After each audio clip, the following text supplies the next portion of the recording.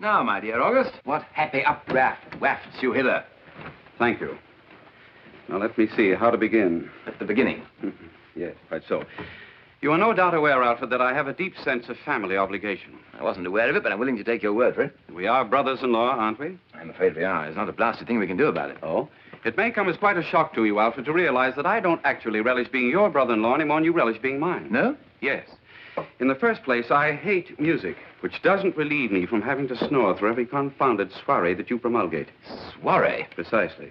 And in the second place, I am embarrassed about the product that your family made its money out of. And in the third place... Just as good as sucking mortgages, if you should happen to ask me. It may be, but I prefer mortgages.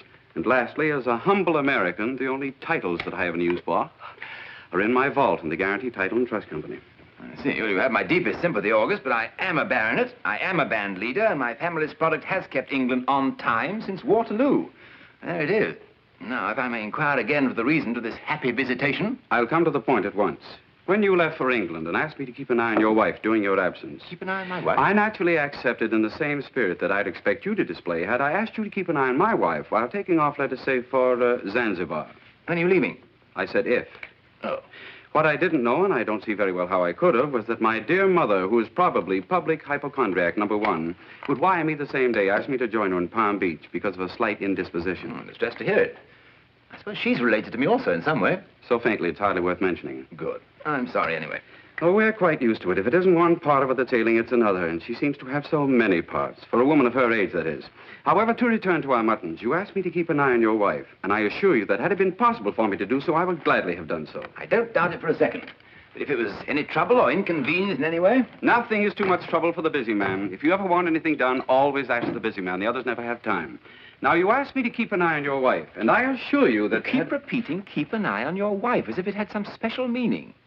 I don't know what you're leading up to, but for some reason I feel my back hair rising. But you see, Alfred, being a little nearsighted, I couldn't very well keep an eye on her from Palm Beach. Nevertheless, I did not fail you.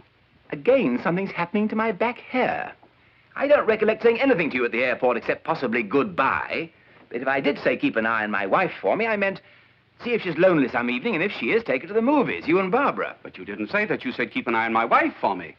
Well, supposing I did. How could you do it from Palm Beach? With detectives. With detectives? With detectives, you stuffed moron!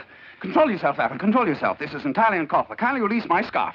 You dare to inform me you had vulgar footpads and snap-brim fedoras sluicing after my beautiful wife? I believe it's called sleuthing, Alfred. Alfred, kindly let go of my shirt. You're tearing it. There's nothing to be so upset about. Good heavens, I merely had a tail. You merely had a what? I give you my solemn word, August, if I don't regain control of myself in a few minutes, concert or no concert, I'll take this candelabrum and I'll beat that walnut you used for a head into a nut burger, I believe they're called. Please try to keep cool, Alfred. Keep cool, Alfred, my sainted aunt. I am outraged.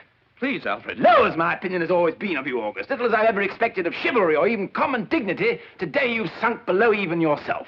This is the sewer, the nadir of good manners. I really think you're exaggerating a little, Alfred. I've always used detectives to some extent, and so has my whole family. One of my aunts even married one of them, although I must admit she was quite elderly at the time. Then your whole family is contaminated. No man who employs detectives should ever be disappointed.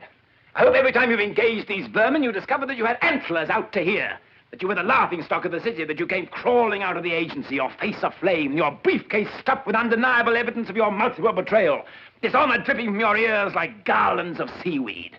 I forgive your insults on the grounds that you were excited, Alfred. I forbid you to forgive me anything on any grounds whatsoever, and I may still punch you in the nose at any instant. Now get out of here and never speak to me again. This isn't some public place where your silence might cause comment or embarrassment to our wives. Oh, dear.